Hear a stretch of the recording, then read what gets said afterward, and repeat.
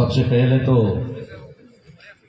आज इस विशाल जन समूह को मैं अपना जय जोहार से अभिवादन करता हूं। जय जोहार। साथियों, बहुत लंबे अरसे से तमन्ना थी, क्योंकि कभी हम 2010 से पहले इस क्षेत्र में मोटरसाइकिल पे घुमा करते थे, लेकिन बीच में एक बहुत बड़ा गैप और ऑल इंडिया की जिम्मेदारी होने की वजह से शायद हम यहाँ समय नहीं दे पाए। मैं बहुत बहुत आभार व्यक्त करूंगा हमारे वरिष्ठ साथी और आज जिसे आप संबोधित कर रहे हैं आधुनिक बिरसा और वैचारिक गुरु। मुझे गर्व होता है, फक्र होता है कि हमारे साथी को आप लोगों ने इतनी बड़ी दिल में जगह दी है। तो ऐसे जुझारू साथी जो बहुत पहले हमारे साथ में काम कर चुके हैं, उन्होंने मुझे आदेश ही कहूंगा यहाँ के लिए तो कहा कि आपको प्रतापगढ़ आना है। हालांकि मेरा थोड़ा पित्ताशय का ऑपरेशन हुआ था और मैं बेड रेस्ट में ही था। शायद किसी पहले प्रोग्राम में और मंच में ऑपरेशन के बाद में, क्योंकि 20-25 दिन ही हुए हैं, तो पहली बार आपके यहाँ बीच में आया और ये श्रेय भंवर दादा जी को जा रहा है, जिनकी वजह से आप लोगों से रूबरू होने का मुझे अवसर मिला। साथियों, आज का जो ये कार्यक्रम है और कार्यक्रम की जो मुझे सूचना मिली उसके मुताबिक जो 31 सूत्रीय मांगों को लेकर के हमारे यहाँ के जितने भी भाई हैं वे सारे आंदोलित हो रहे हैं। उनके अंदर जो 31 मांगे हैं, शायद मैं ऐसा मानता हूं कि जिस शब्द को हम अपने लिए इस्तेमाल करते हैं उसके अनुसार ये 31 मांगे हमारी नहीं होनी चाहिए। ये 31 मांगे उनकी होनी चाहिए जो इस देश को षड्यंत्र के तौर पर गुलाम बनाकर रख रहे हैं। ये मांग उनकी होनी चाहिए, लेकिन क्यों हम लोग मांगने पे मजबूर हैं, ये संदेश आपके बीच में लेके आया है। आखिर वजह क्या है कि हम लोग बड़े फक्र के साथ, गर्व के साथ कहते हैं जय जोहार का नारा है और भारत देश हमारा है। हम इस देश के मूल मालिक हैं। हम इस देश के आदि अनादि से, जब से मानव की सृष्टि बनी है, मानव पैदा हुआ है, तब से हम इसके मालिक हैं। आखिर क्या वजह है कि इस देश का मालिक मांगने को मजबूर है? ये वजह बताने के लिए शायद पूरी रात का सफर तय करके आपके बीच में आए। हमारी समस्याओं का समाधान तभी संभव है जब हम हमारी समस्याओं का कारण जान लेंगे। अगर हमने समस्याओं का कारण नहीं जाना तो हमारी समस्याएं कभी खत्म नहीं होगी। शायद हजारों साल से हमारे पुरखे भी लड़ते लड़ते शहीद हो गए। सारे के सारे तो इस मंच पे आ नहीं सकते, लेकिन वो हजारों की संख्या में है जिनको हम बैनर या मंच पे जगह नहीं दे सकते, लेकिन ऐसे हजारों लाखों कुर्बानियां दी हमारे महापुरुषों ने इन्हीं समस्याओं के समाधान के लिए। लेकिन हो सकता है कि उनके पास इन समस्याओं के कारण को जानकारी नहीं थी, या फिर उस समय की परिस्थितियां उनके अनुकूल नहीं थी। मैं बताना चाहता हूं आपको कि क्यों संविधान के अंदर ये प्रावधान करना पड़ा, जिसकी आज हम चर्चा कर रहे हैं 5वीं और 6ठी अनुसूची की। एक आदिवासी सम्मेलन में मैंने इस सबसे पहला सवाल गुजरात के अंदर 2001 में उठाया था, और उस समय अनुसूचित जनजाति के केंद्रीय मंत्री गमेती जी हुआ करते थे, महाराष्ट्र के थे वो। तो उन्होंने जब बात की तो उन्होंने पूछा कि 5वीं और 6ठी अनुसूची क्या है। तब मैं भी ज्यादा विकसित नहीं था इतना, लेकिन मेरे दिमाग में एक बात आई कि जिस समाज की प्रतिनिधि या मंत्री पद पर जो जिनको जिम्मेदारी है, अगर उन लोगों को ही 5वीं और 6ठी अनुसूची का पता नहीं है तो हमारा भला कैसे हो सकता है। आखिर ये आदिवासियों के लिए क्यों बनाई गई, क्यों रखी गई और इसका कारण क्या था। हमारे पुरखे जो संविधान के अंदर बाबा साहब अम्बेडकर और जयपाल सिंह मुंडा लड़ रहे थे और उन्होंने इसको एक तरह से कह सकते प्रावधान करवा के वो माने, तो वजह क्या थी। वजह आपको थोड़ी सी हिंट बताता हूं। उसके लिए आपको पहले एक बात समझनी होगी कि ये आदिवासी शब्द है क्या, और इसके लिए मूल में शब्द क्या है और संवैधानिक शब्द क्या है, पहचान क्या है। हम संवैधानिक पहचान में ट्राइब है, शेड्यूल्ड ट्राइब, और ट्राइब शब्द अंग्रेजी का वर्ड है और इसका हिंदी में अर्थ होता है कबीला, जिसको पाली भाषा में गण कहा जाता था। इसलिए शायद आज हमारे जो क्रांतिकारी साथी हैं, वीर हैं, उनको गणवीर भी कहा जाता है, उनको गणवीर भी कहा जाता है। पाली भाषा का गण शब्द, जिसे आधुनिक भाषा के अंदर कबीला कहा जा सकता है और अंग्रेजी में उसको ट्राइब कहते हैं। बाबा साहब अम्बेडकर ने शेड्यूल्ड कास्ट बनाया, वहां जाति है।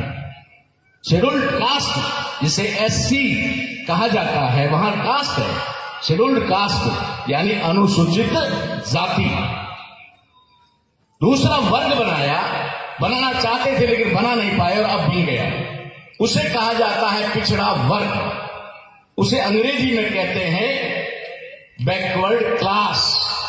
वो क्लास है, एक क्लास है, एक कास्ट है, लेकिन what is the scheduled tribe, या न तो कास्ट है और न ही क्लास है। ये टाइप शब्द है। मैं हमेशा कहता हूं और कभी समय मिलेगा कैडर में रहोगे तो बात करूंगा कि किस तरीके से इन लोगों ने शब्दों के षड्यंत्र की वजह से हम लोगों को गुलाम बनाया। मैं सिरे से रिजेक्ट कर चुका हूं कि संविधान के अंदर शेड्यूल्ड ट्राइब जिसको कहा गया है, उसका हिंदी में मीनिंग अनुसूचित जनजाति नहीं है। और ये आज सारे मीडिया के सामने कह रहा हूं, इसका मीनिंग अनुसूचित जनजाति नहीं है, इसका मीनिंग है अनुसूचित कबीलाई।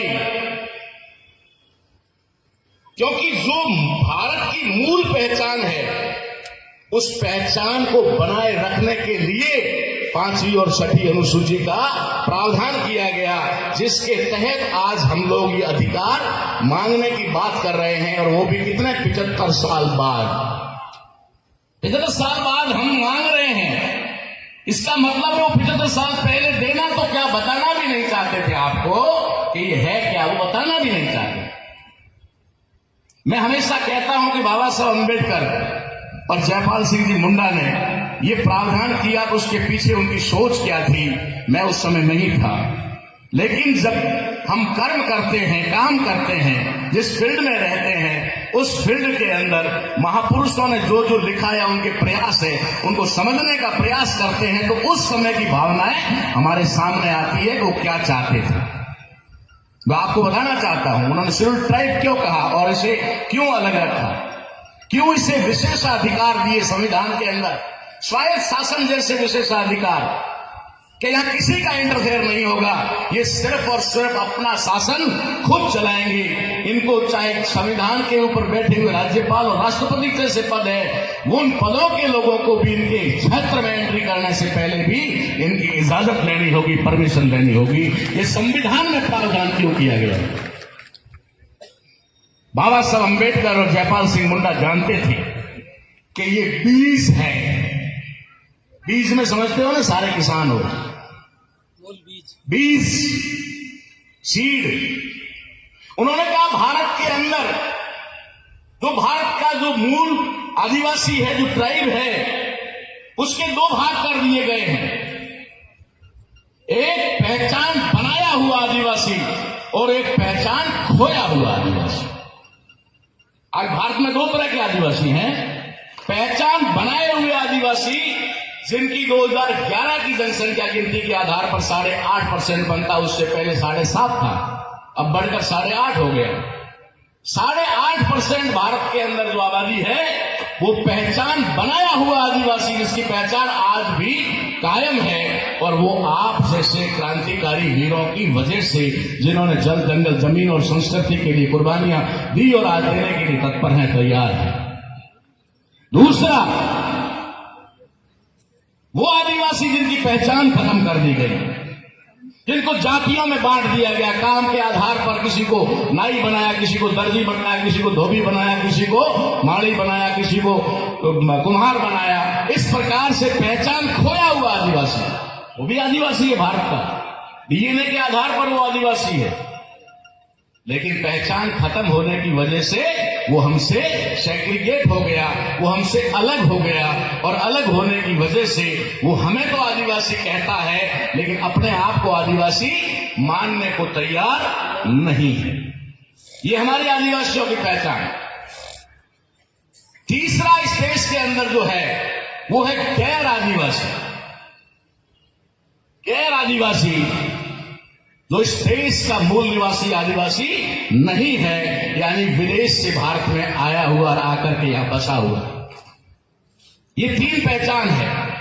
तो बाबा साहब अंबेडकर और जयपाल सिंह मुंडा जब ढूंढ रहे थे कि बीज कहां मिलेगा इस नस्ल को बचाने के लिए, इस नस्ल को बचाना है तो बीज चाहिए, तो बीज के रूप में उन्होंने भारत के ट्राइब्स को देखा कि इसकी एक अलग आइडेंटिटी, अलग पहचान और अलग अधिकार दिया जाए, ताकि देश को जो संवैधानिक तौर पर रिपब्लिक इंडिया बनाया गया, गणतंत्रात्मक भारत देश बनाया गया, गणराज्य बनाया गया, वो गणराज्य संपूर्ण रूप से कब बन पाएगा, जब इस देश का बीज बचेगा और ये बीज एक फसल के रूप में लहराएगा, और पहचान खोया हुआ आदिवासी भी अपने आप को गर्व से कहेगा कि मैं भी इस देश का आदिवासी हूं।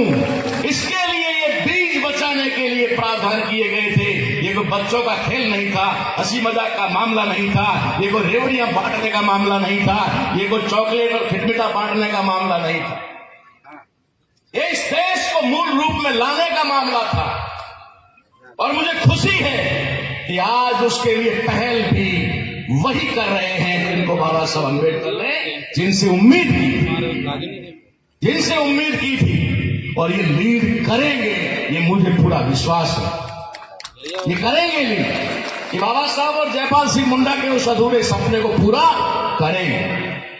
तो ये जो बात मैंने आपको बताई, ये हमारी आइडेंटिटी के बारे में बताई। अब हमारी समस्याओं की बात बताऊं, समय हो तो मुझे बता देना प्लीज, कोई बात नहीं, मैं सॉल्व करूंगा। दूसरी हमारी बात क्या है? दूसरी बात यह है कि हम मांग रहे हैं, बड़े बड़े पंडाल लगाकर मांग रहे हैं। देश का किसान मांग रहा है, मजदूर मांग रहा है, 71% यानी 71% ओबीसी पहचान पाया हुआ मांग रहा है, शेड्यूल कास्ट 17.5% है वो मांग रहा है, और 8.5% ट्राइब हम मांग रहे हैं। हम सबकी गिनती लगाई जाए तो 97% है, हम लोग 97% है, और हम 97% मांग रहे हैं ना, इसमें तो कोई दौरा ही नहीं है, मांग रहे हैं। मेरा पहला सवाल है उन 97%, 97% लोगों से कि देने वाला कौन है? आप आखिर मांग किससे रहे हो?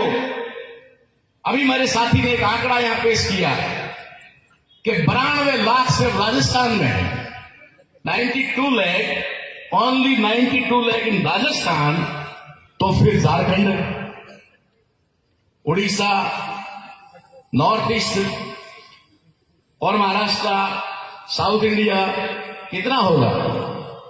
ऑल ओवर अभी जनसंख्या के आधार पर, आइडेंटिटी के आधार पर 8.5 तो है। और मैं आपको दावे के साथ कहता हूं, ये हमारे रिसर्च वर्क का काम रिजल्ट है। मांग किससे रहे हैं? ओनली 1% से। 1% भी पूरा नहीं है। भारत में जिनकी संख्या 1% पूरी नहीं है, 1% होती है तब तो 1.5 करोड़ होती है, लेकिन वो 1 करोड़ के अंदर है। 1 करोड़ के अंदर की संख्या वाले लोगों से हम 14 से 15 करोड़ आबादी के लोग मांग रहे हैं। सिर्फ ट्राइब की बात करूं तो अरे सिर्फ 92 लाख आदिवासी है ना, ये 92 लाख आदिवासियों में से अगर आधे भी इस रास्ते पर चल पड़े तो उन 92 लाख जो सामने है उनको भगाया जा सकता है। लेकिन समझना पड़ेगा, आइडेंटिटी के लिए कह रहा हूं। आखिर ये समस्या, हमारी समस्या क्यों खत्म नहीं हो रही? क्योंकि हमने अपने दुश्मन को नहीं पहचाना, सबसे बड़ी समस्या। और उसका एक मात्र छोटा सा समाधान है, कोई बड़ी बात नहीं, कोई कुछ नहीं करना है आपको। सिर्फ जिसके आगे आप लोग, मैं कह रहा हूं ना, ओबीसी मांग रहा है, एससी मांग रहा है, एसटी मांग रहा है, तो देने वाला तो वही है ना। अब उस देने वाले को ही कहना, भाई तू मेहरबानी कर दे, अब हम तेरे से नहीं मांगेंगे, तू मेहरबानी करके हमसे मत मांगे, तू हमसे मत मांगना, ठीक है ना, हम तेरे से नहीं मांगे, क्योंकि हम सक्षम हैं, हम देने वाले। हमारी बहन कह रही थी कि हम भारत में पता नहीं कितने टन सोने के मालिक हैं, आंकड़ा तो उसके पास है, बहन के पास है ना। हम इस धरती के मालिक हैं, इस देश की खनिजों के मालिक हैं, हम इस देश के एक एक इंच जमीन के मालिक हैं। होता क्या है मालूम है ना, अभी भंवर दादा आए, थोड़ी देर पहले मैं आया, और भी हमारे सीनियर साथी आए, तो हमारे यहाँ के कल्चर के अनुसार बता दो, एग्जाम्पल बता दो आपको, ताजा उदाहरण। जैसे ही हम आए ना तो कुछ लोगों ने पीछे हटे ना, कुछ लोग पीछे हटे। किसके लिए हटे? हमको इज्जत देने, हमको जगह देने के लिए। अब आपको ये नहीं पता था कि टोपी वाला कौन आया है और ये गमछे वाला कौन आया है, ये तो पता नहीं है, लेकिन आपने हमें सम्मान दिया और हमें सम्मान देने के लिए पीछे हटे, जगह की हमारे लिए। ठीक वैसे ही भारत के अंदर जब ये हमारे दुश्मन एंटर हुए, उस समय हमारे लोगों ने थोड़ी सी जगह आई, कोई बात नहीं, आई आपका स्वागत, क्योंकि हमारे अंदर मानवता थी और हमने सामने वाले को मानव देखा, मानव देखकर कहा कि आइए विराजी। हमने थोड़ी सी जगह दी हिमाचल प्रदेश में, जिसे वो आज देवभूमि कहते हैं, थोड़ी सी जगह दी हमारे पुरखों ने। उन्होंने थोड़ी सी कूणी ऐसे लगाई कि थोड़ा और, तो हमारा आदमी बोला ठीक है। करते करते हाँ मामला ये हुआ कि हम तो चले गए जाजम से नीचे, ठीक है, और पूरी जाजम पे पैर पसार कर सो गए वो। ये हाल हुआ और ये सच्चाई है, तो सच्चाई बताने के लिए आया। सिर्फ अकेले ही नारे लगाने से कुछ नहीं होगा, हमें इन बात को समझना पड़ेगा कि हम ये लड़ाई जीत कैसे सकते हैं। और इसकी बात जब मुझे भंवरलाल जी परमार, मेरे साथी हैं बहुत पुराने, उन्होंने बताया कि हम इस प्रकार की रणनीति तैयार कर रहे हैं, तो मैंने कहा ये बात मेरे दिमाग में 10 साल से चल रही थी और वो आपने कह दी, शायद मैं साथी ढूंढ रहा था और मुझे साथी मिल गया, क्योंकि शायद एक ही राह के मुसाफिर थे, हो सकता है बीच में थोड़ा रास्ता बदल दिया, लेकिन वापस आकर एक ही जगह मिलना था, मंजिल एक थी। तो ये जो बात, जिस तरीके से यूनाइट करने की बात हो रही है इस देश के ट्राइब को, और उसके अंदर लीड करने की बात हो रही है, क्योंकि मैं गारंटी से कहता हूं हमारे भाई हैं, लेकिन आइडेंटिटी खोए हुए हमारे भाई इतना खुलकर नहीं लड़ सकेंगे जितना हम लड़ सकते हैं, जितना हम लड़ सकते हैं, क्योंकि हम अपनी आइडेंटिटी बनाए हुए हैं कि we are indigenous people of India, हम भारत के मूल वंशी हैं, भारत के मूल आदिवासी हैं। अगर ये हम दहाड़ रहे हैं तो हम मात्र और मात्र हम हैं जो ये चैलेंज कर रहे हैं कि कोई भारत में विदेशी भी है, नॉन इंडिजीनियस भी है, और नॉन इंडिजीनियस की ढूंढ कर खोज करके उसको वापस, जैसे अभी ट्रंप से भेजे ना अलग अलग जगह पर, और हमारे अंदर हमारे भी भेजे यहाँ, ठीक है, हाथों में हथकड़ियां बेड़ियां लगा करके बड़े इज्जत के साथ भेजे। चलो इतना इज्जत तो हम इनकी नहीं करेंगे, लेकिन गारंटी के साथ कहता हूं इस देश का ट्राइब अगर लीड में आ गया, तो दावे के साथ कहता हूं कि इन लोगों को भी ये हवाई जहाजे भर के और इनके वहां पर पहुंचा देंगे। उनको जिस देश से प्यार है आज की तारीख में, इजराइल जिस देश से उनको प्यार है, उन इजराइल में इनको हम पहुंचा देंगे। हम बेड़ियां नहीं डालेंगे, हम फूलों की माला डाल करके। इतने गए गुजरे इंसान नहीं है ना हम गए गुजरे इंसान नहीं है। उनकी कोई इज्जत ना हो, हमारी तो है ना। हमें दुनिया में कोई ये ना कहे कि अरे तुमने ये क्या कर दिया। हम उनके गले में माला डाला करके बढ़िया से विमानों में बिठा करके इजराइल पहुंचा देंगे, क्योंकि मेहरबानों आपको प्यार भारत से नहीं इजराइल से है। आपको इजराइल से है, इसलिए आपको इजराइल जाना चाहिए, उन्हें भेजा जाएगा। ये बात मैं नहीं कह रहा, या मैं एक भील होने के नाते नहीं कह रहा हूं कि ये भील है इसलिए अपना बखान कर रहा है या फिर लीड में आना चाह रहा है। मैं आपको एक बहुत बड़ा उदाहरण देना चाहता हूं। राष्ट्रपिता ज्योतिबा फूले को कौन नहीं जानता? नहीं जानता होता तो मंच पे नहीं होता, उनकी तस्वीर यहां नहीं होती। राष्ट्रपिता ज्योतिबा फूले ने कहा कि जिस दिन इस देश के सर्वोच्च पद पर भील और कोल, दो शब्द लिए उन्होंने, भील और कोल,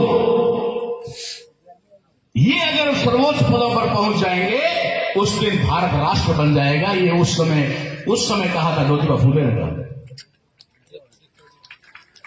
तो ठीक है, भले डायरेक्ट इनडायरेक्ट हमारे प्रतिनिधित्व के नाम रूप, लेकिन आज सर्वोच्च पद पर हैं तो सही, लेकिन ठीक है वो बात आगे मैं नहीं कहूंगा। मैं सिर्फ आपको ये समझाने आया हूं कि इस लड़ाई को अगर जीतना है तो हमें इस तरीके से लड़ना होगा। कहीं ऐसा ना हो, झारखंड की कहानी बता के बात खत्म करता हूं। झारखंड में जब शिबू सोरेन लड़ाई लड़ रहे थे और जब उन्होंने झारखंड मुक्ति मोर्चा के माध्यम से झारखंड बना दिया, झारखंड बना तब मालूम है आपको कितनी आबादी थी ट्राइब की वहां पर? 72%। 72% 70 और 2 72% ट्राइब थे वहां, और वो झारखंड बना। और आज क्या हो गया? आज 7 का जो आगे था वो 7 पीछे हो गया और 2 आगे आ गया, 27% रह गया।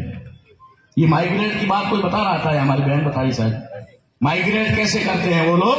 दूसरों को लाके बचाते हैं, इनको काम धंधे के नाम पर बाहर भेजते हैं। आप चलिए आपको रोजगार देते हैं। बहुत सारे आदिवासियों को झारखंड से निकाल करके उस समय आसाम पहुंचाया गया चाय के बागानों में, और बाद में आसाम के लोगों ने उन्हें दौड़ा करके मारा। सबको याद होगा शायद, सन मुझे याद नहीं है। हमारी बहनों को नंगा कर करके उन्होंने भगाया। इसलिए उन चीज को हमें समझना होगा। इसलिए मैं आपके बीच में आया, आपको संदेश दिया।